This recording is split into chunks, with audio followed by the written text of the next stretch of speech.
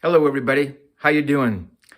So this is a three-part interview I did with Slash, Duff McKagan, and Dave Kushner from Velvet Revolver back on January 21st, 2004. This is probably one of the first interviews they did for the what was then being released Contraband album. So check it out, and I hope you dig it. See you later. Bye. So, what I heard last night, when you guys got together, is that what you heard? Is that what you wanted to do? I mean, a rock and roll record? I mean... Yeah, it just really happened organically, the way the songs came together. Some of the songs we had before Scott came in, but once Scott came in, we just hit a groove, and he would sit there and we'd play, like, Matt would start a drum riff, I'd start a bass riff, and,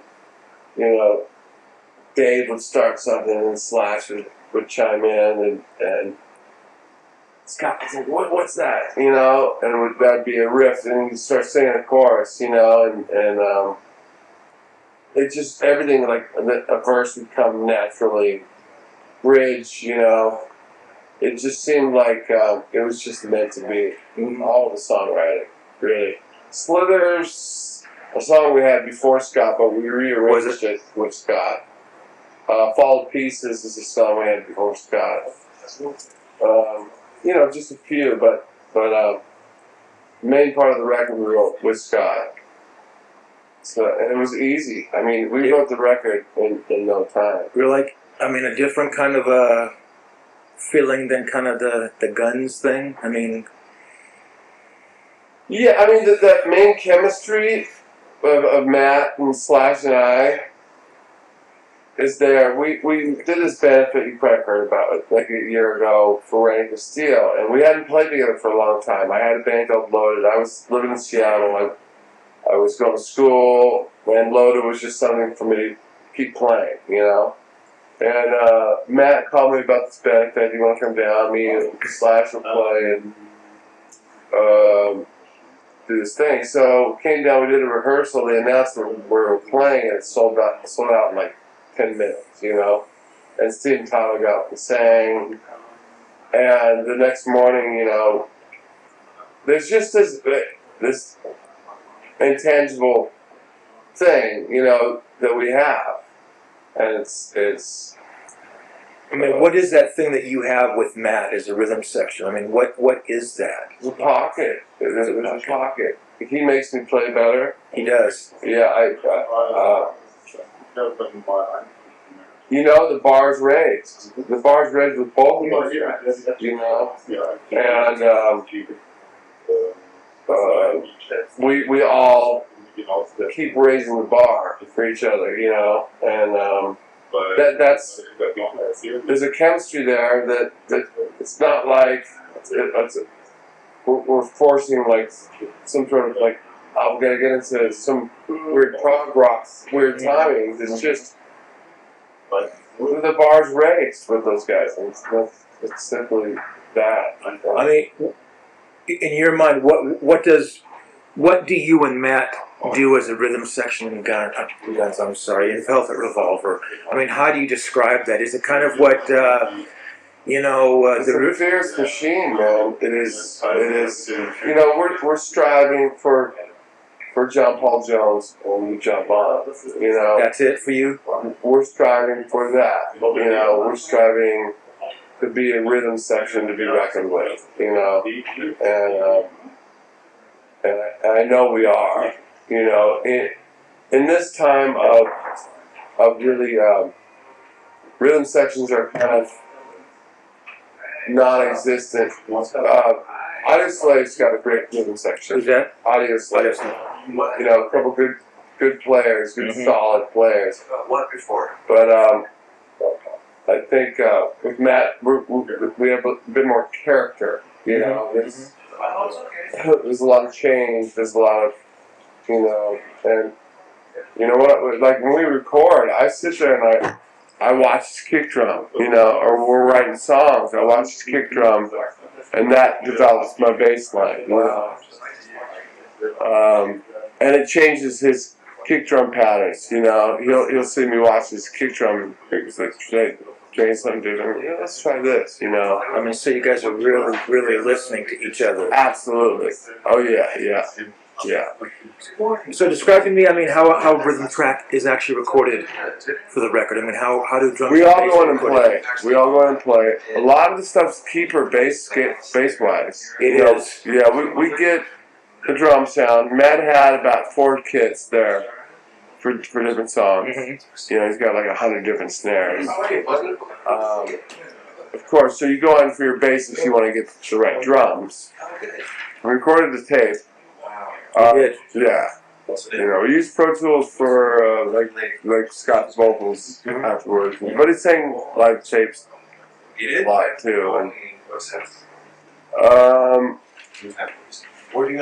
so it was all of us playing, you know, Scott singing, and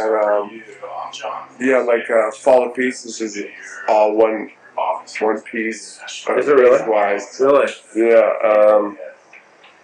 You Got No Right. It's all one piece. A lot of it is. There's a song called Superhuman where I actually I doubled the bass. Really? I put it twice. There's this really low like sub. I put it through this like super fuzz pedal. We just made it almost like an 808. Remember the 808? Yeah, right. It's almost inaudible, but it adds this like thing that'll rattle your nuts. You know? Okay, what was there? I mean, can you tell? I mean, was there a main kind of a bass and amp setup for you? Yeah. What is that? I use what I always use, my Fender Jazz Special. What year? What year? Well, my original that I used, my good old standby is the one I bought in '86 when we got our first record. Really? And there's nothing special about the guitars, you know, but it has that tone that I've it's become, you know, my tone. I mean, let's veer away for a minute. What is that Duff tone? I mean, I know what it is. How do you describe it? Well, it cuts through. It's got a lot of nice low end, but the top, the attack, it's almost percussive. And it became that way because Steven Adler and I played a lot. We would rehearse twice a day, and one of the rehearsals would just be Steven and I, and we'd learn. His meter wasn't great at first, so I would almost be leading him. So it became very percussive how I play. I'm a fan of a lot of, you know, punk rock, but I also a fan of a lot of R&B, a lot of Prince, a lot of, you know, so I like a high, bang, you know, type of thing. And so I evolved from my first amp was GK 400 RB, then I raised up to the 800 RB, and now I have a 2001 RB. Johnny Kruger. Yeah. And that's it for you. I mean, that's... Yeah, and on the record, I used a secret weapon, which... Can you tell me what the secret weapon is? Only for the bass fans. Well, I used another track. Instead of using a fuzz pedal or something, I used a Marshall JCM 800 guitar amp. Really? Yeah. And then, of course, track. Really? Yeah. For which tracks? Pretty much everything. No kidding. Yeah. So I mean, that's your main amp? Or that and the The GKs are a main amp. That's what you hear most of. But that certain tracks, it's a bit more overdriven than others. Yeah. And that's because of the Marshall. Wow. So where did that come from? I mean... Ryan, the engineer who worked with Brendan O'Brien for years, I said, Ryan, I want my bass sound to really... Because Scott's got a whole different vocal range than Axl. Yeah. And he sings in different places. Right. So I still want to cut through. That doesn't mean I want to be the loudest guy in the... Right. But it's just got to cut through. And these guys insist upon it too. And so how do we do that? How do we update my sound a little bit too?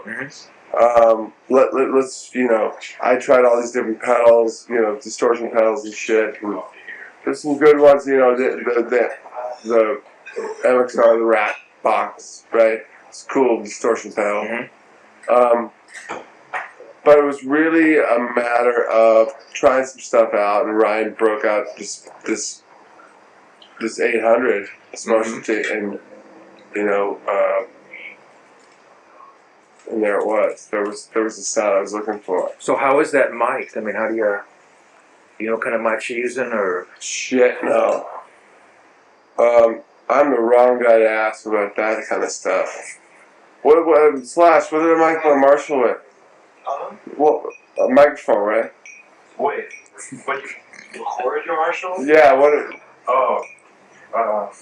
I am the wrong guy to ask. Do you know what they mic my... And I don't know what the other Probably 57s on the Marshall I recorded too. I didn't even know you used to Marshall. So you told me. I couldn't. Sennheiser. Sennheiser 2 mic with D49 preamp. Yeah. Hello. That's a really good question. Once I got my tone, I don't like to know a lot of the technical shit because I just want to play, and so I've never really become like a real techie as far as like gear and shit because I don't want to know the inner workings. I had a really bad experience with an active pickup. It was when we filmed live for MTV for at the Ritz, Guns N' Roses, and the first song was "It's So Easy." And Kramer gave me this bass. They wanted me to, and it was active. And it's So Easy starts off with and I threw the bass and got my Fender back. So from then on, I just want, really, I want my bass with a chord going into an amp. And if it's 2 amps, that's fine. And I'll probably, record that way. I play live that way. Thank you very much. You're welcome. You mean you might take the Marshall out live? Yeah, I think so. Marshall and the GK. Yeah. But the GK does have enough overdrive to make up for it live. So with the new 2001, they have an overdrive. Yeah, I could have just went there, but we tried this out, and for the recording situation, it was pretty bitchy. Yeah, I mean, amazing bass. I mean, what you say, you described it perfectly. Sort of, it's Duff, but it's kind of 2004 Duff. Yeah. But still kind of maintaining that Guns thing that we know, and the. I play the way I play now. I do like. There's less fills than I've ever played before. I had to find a way to play, still be me, but with Scott's vocal lines, there's not a lot of space to do things. I was never a guy. I mean, less is more with me. The groove is the most important thing. Like Steven and I would play Cameo and listen and play along to Cameo. Really. Or anything, Sly and the Family Stone, try to do these type of things. So groove is the most important thing, and I think every bass player should start with a groove. There's a lot of guys who just like learn how to start slapping or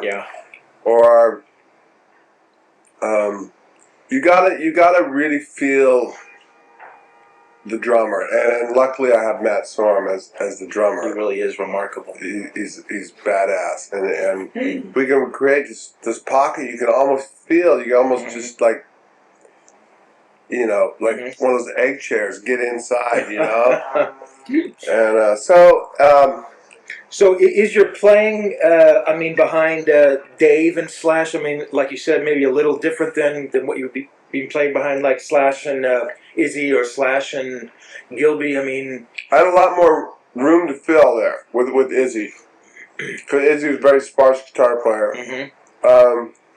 Slash and I would play off. We still play off each other a lot. Like in his solos, I go places where I know he likes to be. Oh, really? And that's just just innate. And you can't ask me what it is. It's just an innate thing that. Interesting. That we do. And I might go to a fifth of the root note to make it to pick up his guitar solo, he'll have Right. to play around a fifth, Right. Interesting. and then move it back down to the root note, and it resolves the solo. You know. Interesting.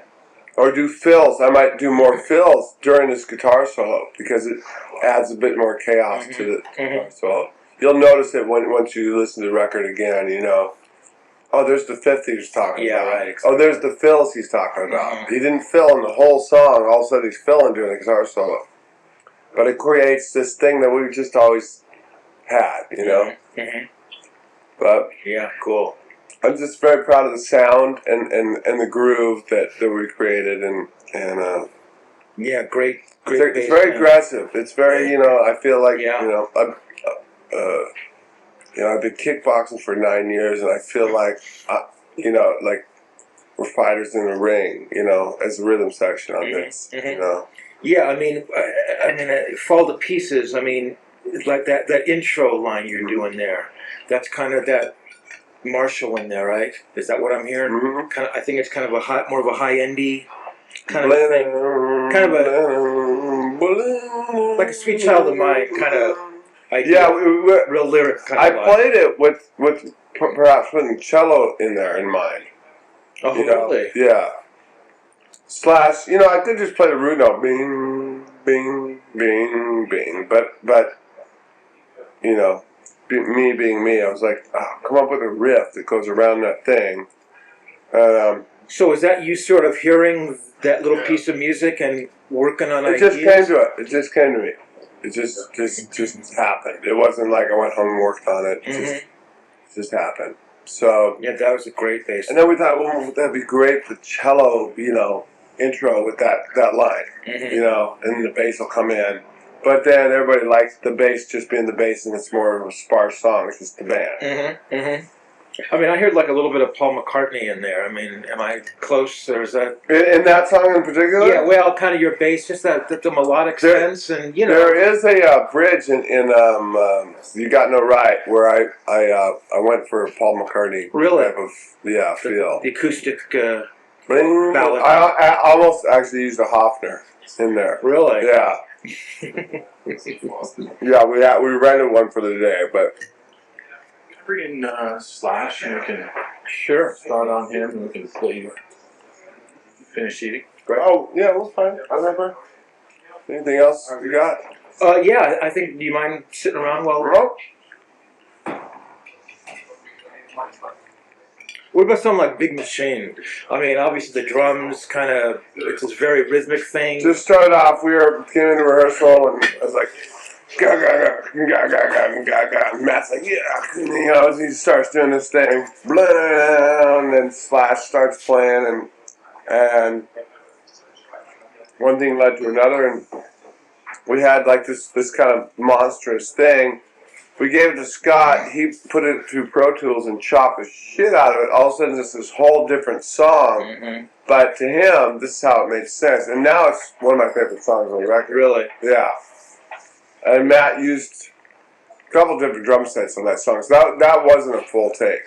Oh, I see. Yeah. He used two different drum kits on that song, if I'm not mistaken. Yeah, so we got a little bit more creative on that one in the recording process. But basically, you know what? We're straight up rock and roll band. You're a rock and roll band. And we have this. We have a cover of Nirvana's "Negative Creep" where vocals, everything's absolutely live. There's no overdubs, and it kicks some fucking ass. You mean that's on the record? I don't think it's going to be on the record. Oh. But something you recorded, you have. Yeah, we recorded during the session. Oh, it was like, why don't we just do the whole record this way, man? Because it's just so fucking, you know, it's got everything in there. Oh, it's actually recorded live in the studio. Yeah, we recorded it while we were doing the record. We were like, let's do Negative Creep, fuck it, you know, and it's killer. I mean, it kicks some serious ass. I mean, were they an influence on you? I mean, was that Nirvana? Did that kind of turn you around at all, or? Well, I got that. Sorry, I have the Bleach record. I'm from Seattle, so like my friend worked at Sub Pop. She'd send me all the singles and all the record Sub Pop stuff when I was here. Guns was starting. And Bleach, I took as like, well, this is a band that's going to develop, and then they got cool. So the big record, I got an advanced copy of it 4 months before it came out, and I would play the shit out of it. It was a cassette. Played the shit out of this thing. But that's more my roots. So it didn't influence me from then on. That was more like bands I had played in before. I see. Yeah. They're a great band. It's just the song we picked to cover, Negative Creep, is just funny because of Scott. I'm a Negative Creep when I'm stoned, you know. It's not, you know, it's not brain surgery, you know, to figure that one out. What about your solo career? You had one record out or 2 records out? A couple records out, yeah. It wasn't something I pursued like real seriously. I was supposed to come over and play Europe, and that's when this thing started. So I had to cancel all these dates. I would go over to Japan and play a lot of Seattle, play down here at the Bike Room and stuff. And I'm sorry, Matt wasn't in that band, was he? no. It was, but Dave was at the end. Dave Kushner. And that's the first place you met Dave? No, I've known Dave for a while. Yeah, I mean, Slash knew him since junior high. But Dave just is like this guy, man. He uses a lot of effects. He's a soundscaper. He paints, you know, and he knows it's hard to play with Slash if you're another guitar player. Yeah.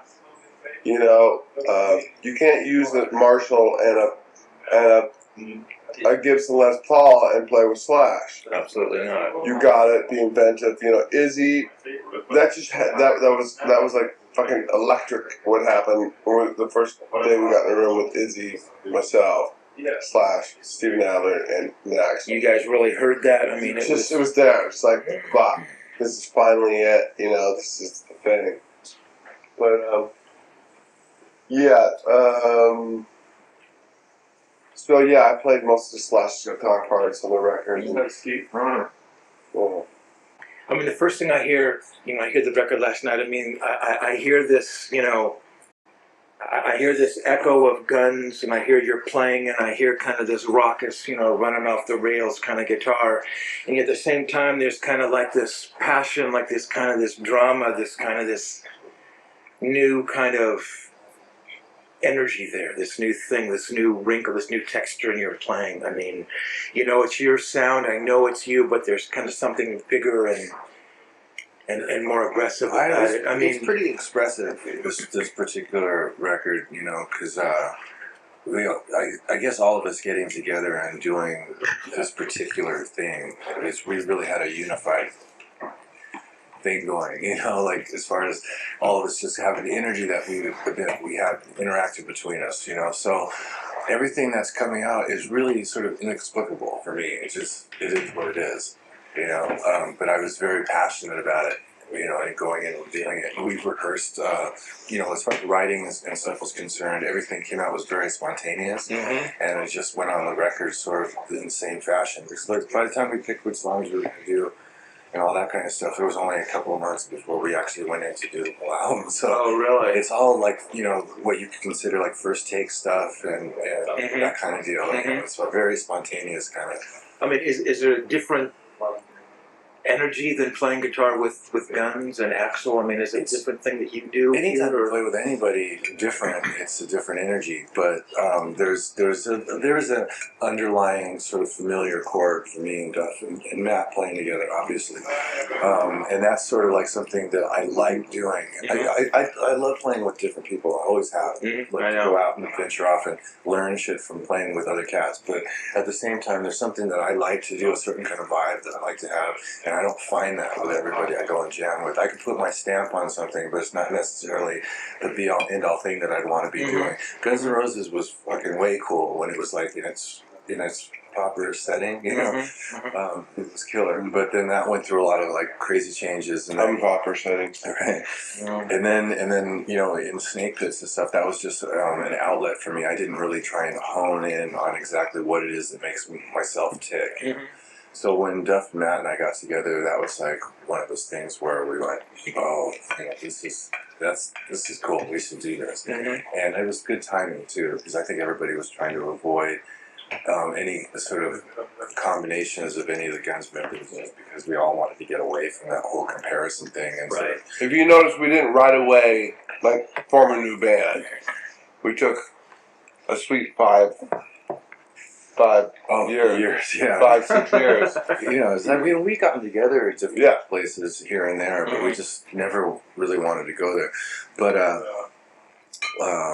as far as this whole energy is concerned, you know, working with Scott gave it a whole new fucking dimension.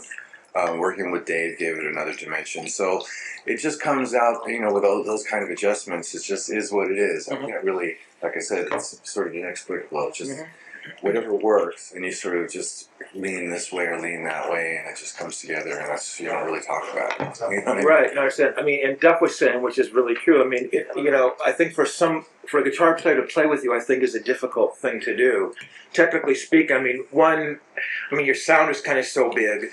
You know, your approach is kind of this very rhythmic. You know, there's kind of not a lot of holes. So I guess my question is, what is it that you were looking for in a second guitar player, and why do you like playing with another guitar player? I actually, to answer to the first part of that question, Dave just comes up in the same way that Izzy did his own thing, Dave does his own thing. And as long as I don't have to deal with that, is like, as long as he's got his thing together, then I don't worry so much about what the other guy's doing, and I just concentrate on myself, because people tend to be like, guitar players tend to be really self-conscious about their own deal as it is, and it's not like a 2 guitar player band where we do harmonies and this and that and the other. So whatever sounds good, you know, over there is you know, so he doesn't feel threatened by me telling him what to do, and vice versa, and all that. And with Izzy, it was the same thing. He just did his own trip. Very rarely did we sit down and have the patience to work out guitar parts. We just knew what we were doing key-wise, or if we wrote something together, we'd make up our own stuff as we went, depending on who was playing what, you know, sort of, it's like improvising. You just sort of work out something cool with the other guy, you know, and it goes back and forth like that. So there's not a whole lot, you know, sometimes it's like, well, you could try this note or try that note, maybe that might work better. But other than that, it's not real mapped out. That's what I like about playing with David, and that's also what I like about playing with Izzy. And those are the only 2 guitar players I really meshed with as far as 2 guitar bands are concerned. I had a hard time working with the guys in the 2 Snake Pit bands, only because those guys were so aware of what I was doing. It made me sort of self-conscious, more self-conscious than I needed to be. So Dave came in and he wasn't outwardly afraid of being Slash on the, you know, being the muse to Slash, right? He just kind of started doing his own trip, and like kind of took the attitude of like, well, if it works, cool. If it's not, you know, I mean, I guess I'm not the guy. So you didn't change. I mean, you didn't change anything in your playing. Yeah, he did. Slash. Yeah. Okay, just has that objective. Slash, in a lot of ways, reinvented himself and made himself. He was already an amazing player, but he had to almost morph along with this thing and reinvent himself at the same time and still be Slash. Which, how the fuck do you do that? But he did it. And I agree with you. That was kind of my first statement about the, you know, echoing of the Guns and coming into the new thing. So I mean, do you agree with that? I don't know. I mean, really, it's all sort of a, you know, it's all about making it work, you know. So there was a lot of cool, like really cool shit going on. Some of it I'm real familiar with, some of it I wasn't real familiar with. You're too humble, dude. And it just sort of, you know, you just do what you do. So here's the question. I mean, were you that aware of like what Well, for STP was doing. I mean, musically and guitar wise. I don't know if it's like shit. I don't know if it's an insult to Scott or not, but I wasn't really aware of anything about STP except for the songs that were on the radio. And that's when we first started. I thought he was the only guy that had the right voice for right kind of rock and roll voice for this thing. And that was way like a year ago, right? But May.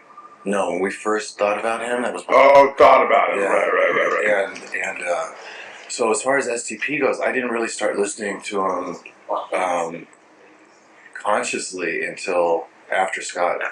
Yeah, and then I didn't like to listen to him at that point because I thought I tried to keep us singled out as being an individual. I didn't want to be influenced by anything STP was doing, but when we started working on different jams, I would just like try and come up with something that I wouldn't normally come up with all the time. Maybe there you go. It's not really a There you go. conscious thing. No, but there you go. That's what it is. Yeah, and I started not being a little bit more uninhibited about what sound I was going for. Like I would just use something as opposed to like having to have things a certain way. It's like you get sort of like after a while, if I'm one of those guys, if it ain't broke, don't fix it kind of thing. It also can get a little bit boring, and especially when everybody around me is fucking tripping out on this and that and the other, then I sort of like tend to like go, well, let's just see what this sounds like, more so than I ever have been. Really? Yeah. Now I'm sort of I'm like an unpacked suitcase. I mean, can you talk? I mean, I know it's essentially the Les Paul and the Marshall.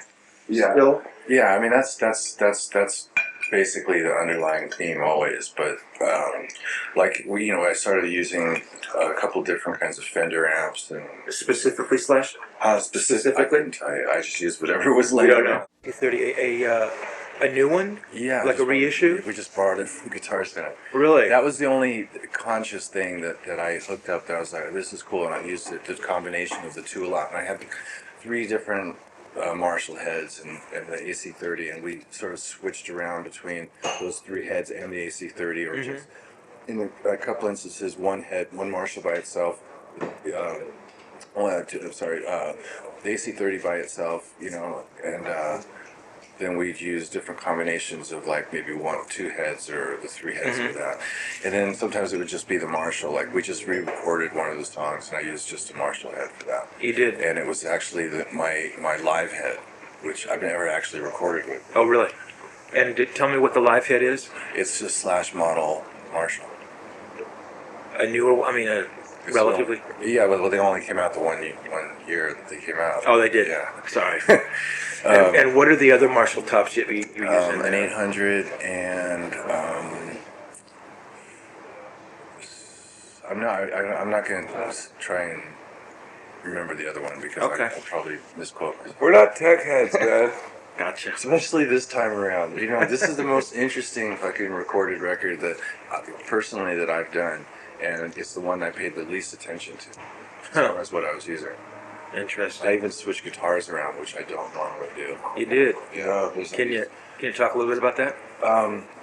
My regular recording guitar is the standard, right, which is a Les Paul copy, which I've had since we did Appetite. And a reissue? It's a handmade. It's a copy. Oh. There's a guy that made an amazing fucking 59 copy fucking back in the day. He's no longer alive, this guy. I can't remember his name. But he's got the best, better than anything Gibson can make since 1960. Wow. Seriously. So I have 2 of those. So those are my 2 main guitars. I wish I could remember the guy's name. If you hook up with Jim Foote at Music Works, he can tell you. Okay. In Hermosa Beach. That's where I got mine from. Jim Foote in Hermosa Beach. It's called Music Works. And then I have a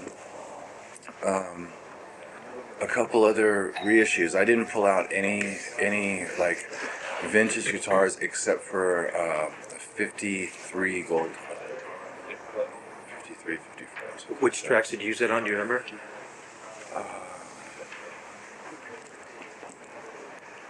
I think I used it for the beginning of a song called Fall to Pieces, or clean guitar throughout. Oh, really? That's that clean guitar? Yeah. That was a great sound.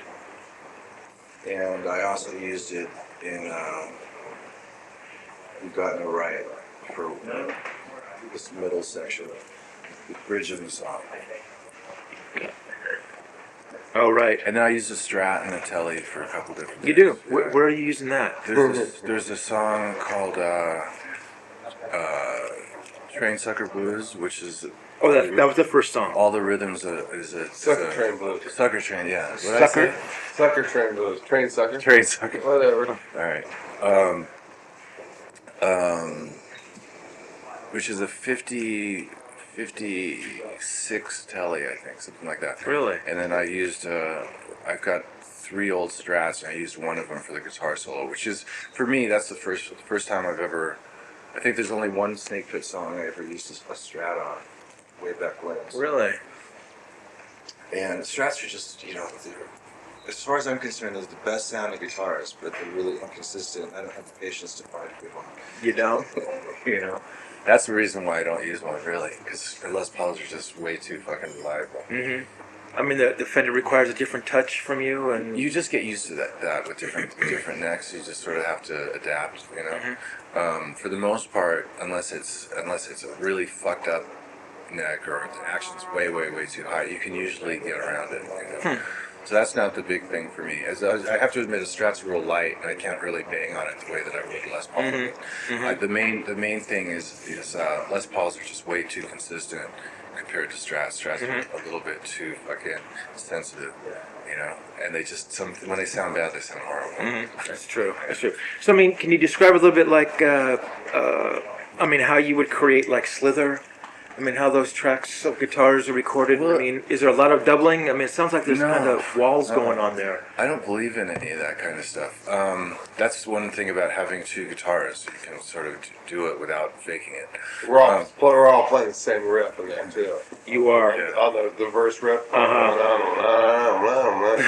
That's 3 fat instruments playing the same thing. Right. Right.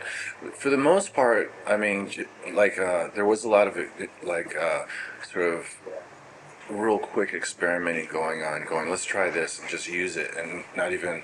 Very rarely did we pick up something and go, you know what, that doesn't sound right. Usually, I would think it out first and go, okay, that'll do it. This particular thing. But for the most part, it's really just my regular recording Les Paul, like all the heavy stuff, with the exception of. Sucker Train Blues is basically my Les Paul copy and a Marshall and or not in conjunction with an AC30. Right. And like a lot of the other nuanced stuff is what I fucked around with, where I experimented. There's some acoustics on here. Yeah. You got No Right in a few places. The acoustic on that song is a Takamine, and it's recorded via microphone and also the pickup. Oh, really? Yeah, so it's 2 channels on the same guitar, just to make it sound a little bit more electric. And then, let's see, that's the only song that has acoustic on it. Well, it's Loving the Aliens. That's you playing acoustic. That's me playing that. Oh, you play some acoustic? Yeah. On which track? Loving the Aliens. I don't know if it's going to be on the record or if we're going to save it for the soundtrack. Loving the Aliens? Yeah, they played it last night. Did they really? Yeah. Maybe at the very end somewhere. Yeah. And I played whatever acoustic was sitting there. I got a call. I think everybody else tried to play, but I just have a... You used a guild. I used the guild, you're right. Yeah. Guild. Maybe it was my guild. Maybe it was your guild. But I read Scott, we were sitting around one day, and Scott said, we need a song like an Exile song, man.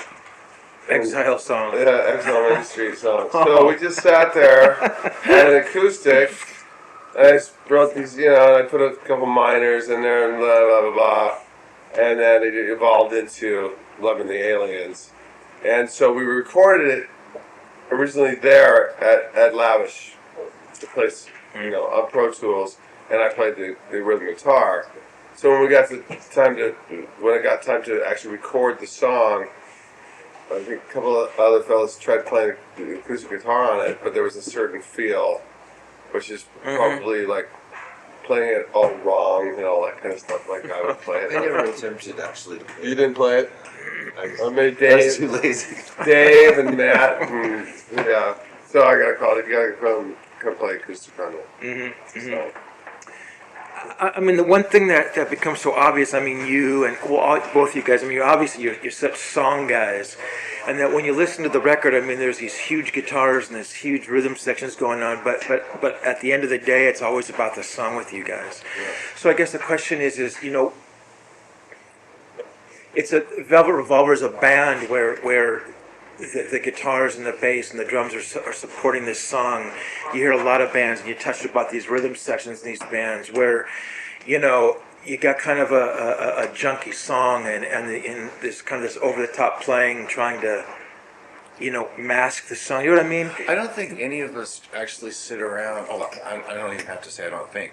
None of us sit around and actually try and be master musicians, which is what a lot of riff people and people who write a lot of music that aren't necessarily good songs do. They just sit there and they map shit out and they fucking get really technical about how they approach one note to the next. You know, they're like, "Oh, this is interesting." It's very mathematical that way. Whereas, like, I mean, I'm into making up a really cool riff or a cool rhythm thing, pattern or whatever. But it's really what you know, like something that you'd want to hear in a song, not something that you just listen to for technical whatever. There's very few fucking musos that I can get into for more than 5 minutes to just acknowledge how technically efficient they are. You know, I think Jeff Beck's probably one of the few guys I can sit and listen to a whole record, instrumental, whatever, you know, that and a movie soundtrack. So we do write songs. Yeah, absolutely. So I mean, there's that whole kind of breed of musician out there. I mean, all the, you know, the Corns and the Limp Bizkits and the, you know, Linkin Parks. I mean, that's just riff after riff after riff. I mean, does that do anything for you? I mean, do you listen to that stuff? I mean, well, I mean, you got a whole lot of songs there. You gotta appreciate Linkin Park because they can write a fucking chorus that you know sticks in your head. They're a whole new. I mean, with the DJ and the stuff, and they play down in low A or some shit, you know. Yeah, I want to live here. And, hey.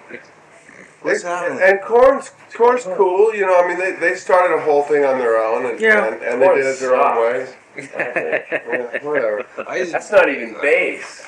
I didn't used to like Korn, but I actually saw them, so I gotta give them credit. Really? Well, because actually, there's not too many fucking bands that have any attitude these days, so that's one of the first new bands I've seen with an attitude. I guess that's what I was getting at. As far as musically, I mean, like there's a lot of synth guitars, synth this, synth that, synth whatever. Yeah. We're a fucking rock band. There's no comparison between a Limp Bizkit or a Korn, like you're saying, and us. You know, we're straight up, you know,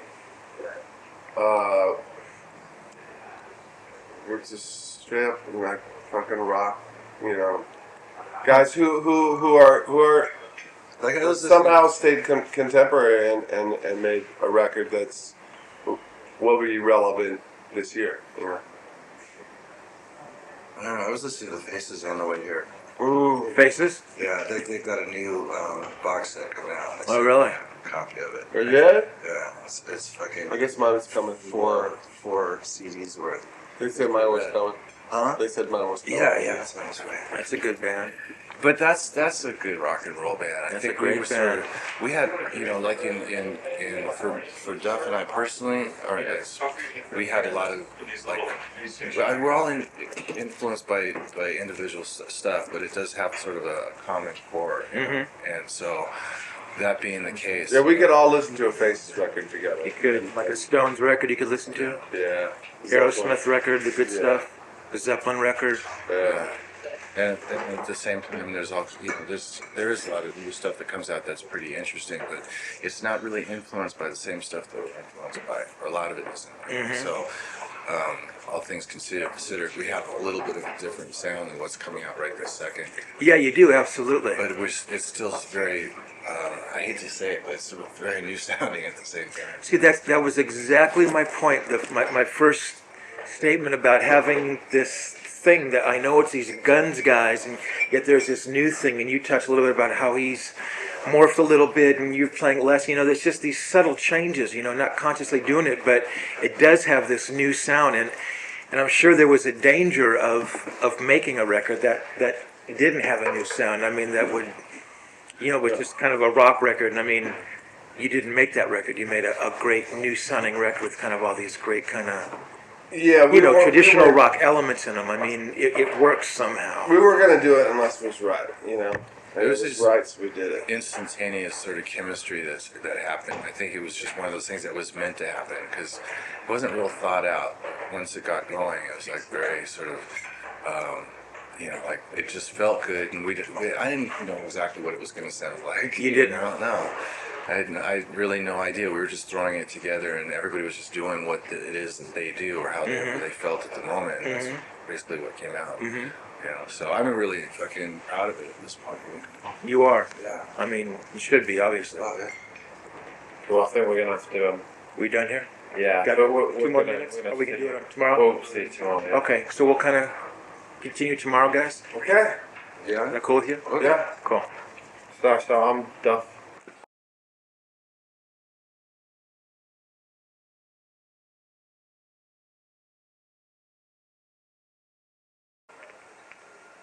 I mean, playing with Slash, I was just trying to talk to Slash about, How cool it was playing with me. exactly. How is he playing with me? Exactly. I mean, he's the kind of guy who obviously loves playing with his son, a guitar player. Yeah. So, what is it you bring into this band? I mean, what is it what's the texture that Slash doesn't, you know what I mean? How do you two work? How is it Keith Richards and, Well, I think it's, for me it was, I bring a lot of pedals. And I'm always looking for new pedals. Seriously, so you are a real sound kind of a guy. Yeah. Well, it's like I've just always been into pedals, so I'm always looking for. Is that loud enough? Yeah, we're okay. Okay. I'm always looking for new pedals because I just love doing that kind of stuff. So, it's kind of a texture thing I've always been into, and I think part of playing with someone else like that is that I'm very conscious to see what he's playing and then not play the exact same thing. It's mostly that, it's like if he's playing open chords, I'll play bar chords. If he's playing, melody line, then I'll play chords. If he's playing chords, maybe I'll try and think of a melody or some octave thing, or, it's always to try and offset each other so that it's not just two guys in just the same thing in stereo, which is necessary sometimes, but that's what was great about the Appetite record, is that they kind of played off each other, and so I kind of came in thinking like that to do what we do. So I mean, Slash would show you a riff, or he'd have a riff, and you'd sit there looking at what he's doing, and if he's doing something down here on open strings, you're kind of figuring out bar chords or voicings, or or even if he wasn't actually showing it to me, even when we were just starting to play the song, I just kind of look over there and be aware of what he's doing, so that because sometimes it's like Duff's right next to me, so sometimes I can't really hear Slash in rehearsals. Oh, really? So I actually have to just visually see what he's doing, and then I can kind of play off that. A lot of times it's unison in the beginning, and then it's kind of trying to do something different. So what was it?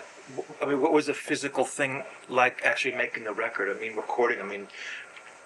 Was Slash in there kind of laying down his rhythm parts, and you'd come in? Let's pick a song. A song like Slither. How does that? What was the genesis of that in the studio? Well, actually, usually I think Slash would go in after I'd go in. Really? 'Cause I'm the rhythm guy, and he's more like the lead guy. So, but instead, we actually did it the other way around.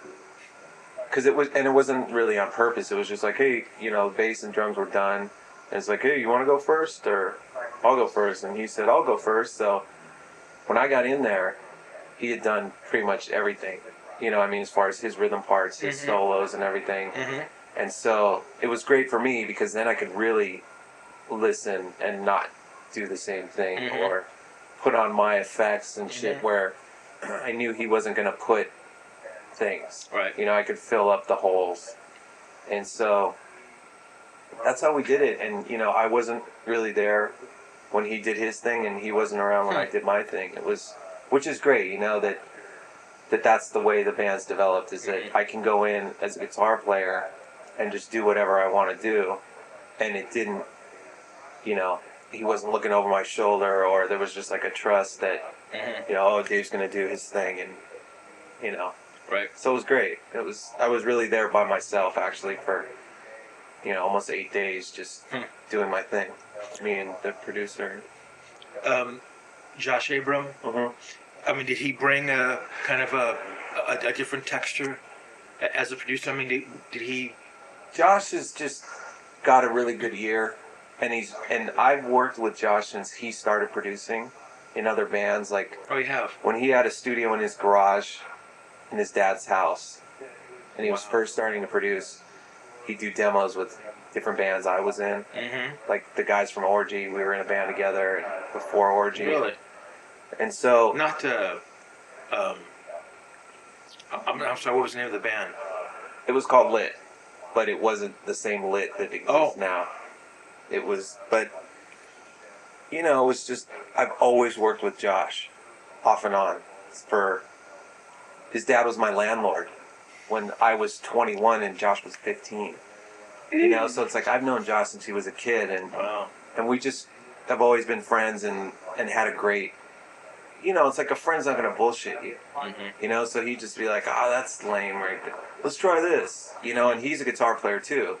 So Josh has really good ideas, and he knows the balance of being overbearing as opposed to just suggesting stuff. And I love Josh, and I was really glad after all the time, growing up together and having worked with him, that we got to make a record like this together. So for me, it was just great to work with Josh. He was the right guy for this record. Yeah, because he's, he understands. He understands it all.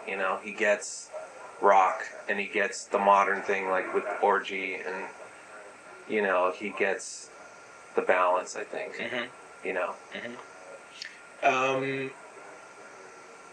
Tell me a little bit about the guitars and amps and things you were using. I used Fernandez guitars. I've used for 10 years. I've worked with them for 10 years, and they're just great. The shapes are unique. They're really great in working with me. So I used a couple different Fernandez guitars mostly. They're essential like Strats, aren't they? I mean, not really. No, actually the one I use is more like a Les Paul. Oh, really? It's the thickness of a Les Paul, but it looks like a hybrid of a Les Paul and an Iceman, shape-wise, and they're just great guitars, And so I used those, and I used my Bogner amp. We actually used in one for some of the rhythm stuff a combination of a triple rectifier Mesa head with this modified Marshall head. This guy Mike Morin, who's out in the valley. So we used those, and just a shitload of pedals. Can you run down, some of the pedals? We used a lot of Line 6 stuff, a lot of Boss pedals, a lot of Dunlop stuff. I've worked with the guy who works at Dunlop now. Used to work at Fernandez, so that's how I got hooked up with them. And they just always have new cool stuff coming out. So I used a lot of different Boss are Dunlop wah pedals, like bass wahs and regular wahs, the dime bag wah, the roto vibe. I'm sorry. Go ahead. Oh, good. That's I don't want can you- to tell you all the pedals. I gotcha. Yeah, so secret weapons. Can you No. Can you give me some? Slither. Where am I hearing some effects on? Like in the beginning of Slither, in the intro, there's this like kind of wall of wah-wah and delay, where I use the line 6 delay, and like right when it stops before the verse, there's this trail off thing, and that's the line 6 delay. I used halfway through the verses, you can hear it kind of thickens up, and I used actually a hyper fuzz pedal straight into the board, like not even through an amp, to double my rhythms. Halfway through the verse, gets thicker, and in the breakdowns, it's like a wah and delay, and so that wah wah stuff is Slash is doing the solo, right? He's doing a wah solo. That's him doing that. Yeah. And there's like an octave thing in there. Is that Slash? I think it's like a little octave, maybe over one of the verses or something, or pretty subtle thing. I don't think I did any octaves on that song. A lot of that was Slash. My stuff's mostly in the breakdown parts or the intro part. There's like this kind of wah, delay, noise thing. What about in a song like Fall to Pieces? The thing with this band is that it's really a case of finding a balance of using pedals, but using them subtle. Right. Because I don't want to be like, hey, check me out over here. I got all these fancy pedals. Right. So, I used in Fall to Pieces mostly like flangers and choruses, like in the verses. Phaser pedals, just for regular rhythm parts, but just to make them sound a little different. So that was mostly Fall to Pieces. I used those kind of things. What is it about your playing that you think Slash was attracted to? Beyond the sounds, we know you get that, but what is it that obviously he could have picked any guitar player he wanted to be in the band, you know what I mean? Yeah, you know what? I can't really answer that. I guess that's more of a Slash question. I've known Slash since we were kids, so we at least had a relationship already, which probably made it more comfortable. Yeah. I was actually playing in a band with Duff at the time. That was Wasted Youth? No, that was Loaded. And then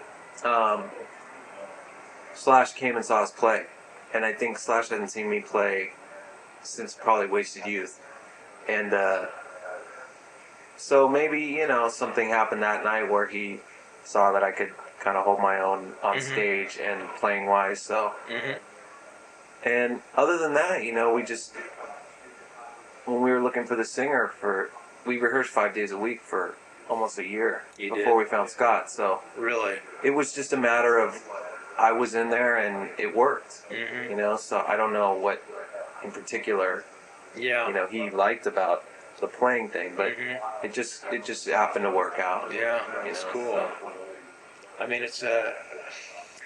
Can you sense this record being sort of a, it's like this musical link? I really truly believe that a lot of people look at this album as being sort of this very important kind of a bridge between kind of the Guns, that whole 80s thing that kind of died with Gun and ended with them, and the whole 90s thing, and kind of like this, the new millennium kind of thing. And, I guess I'm trying to say, in my mind, a lot of music for the last 10 years has not done much for me at all. There haven't been songs there, Some of the playing's been okay, but a lot of times the playing was just kind of covering up kind of marginal songwriting. I guess I'm trying to say this could be a very important record in terms of trying to, it could be like an Exile on Main Street record. You know what I mean? It could be one of those records that really, kind of kicks everybody in the butt to say, look, we can have these great songs, these great players, and these guys who bring this blues thing and marry it with this, modern thing. Yeah, can you get that sense? Can you step outside of it and kind of look and say, yeah, this really there's a lot kind of riding on this for everybody. You know what I mean? Oh no. Without sounding an ego thing, but I mean, just realistically speaking, I mean, it's just one of those records that, you know, because the people that involved, I mean, it really, Yeah. Well, I mean, A, it's a great rock record. it is a great record.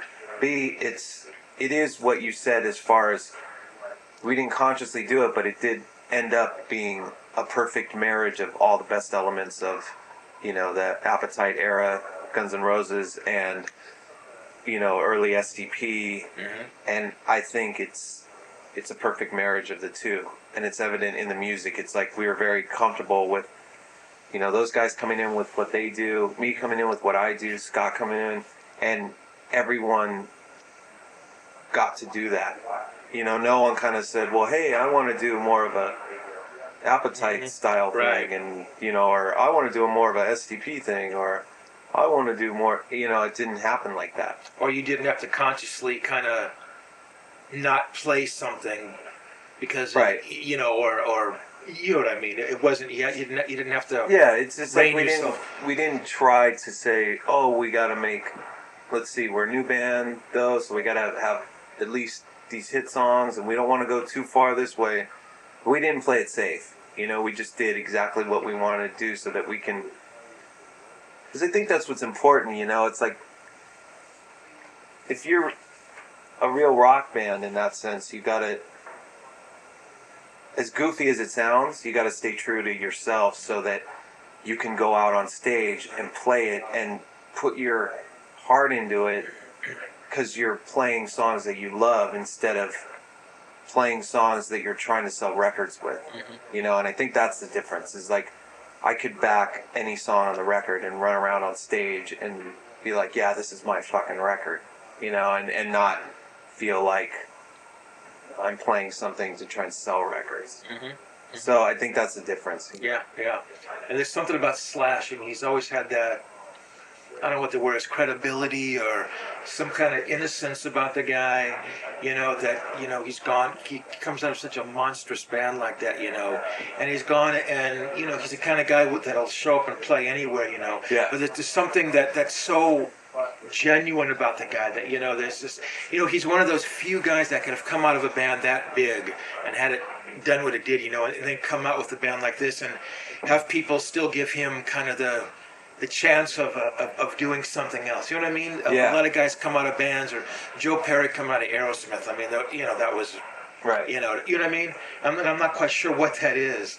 You know, somehow it comes out and is playing as this real kind of this honest thing about the guy, you know? Yeah. I mean, you know, he's a rock star in a lot of ways, but he's just one of the decent guys in the business, I guess. I'm not sure what that is, you know, but he just somehow... He's just, you know, I love the guy.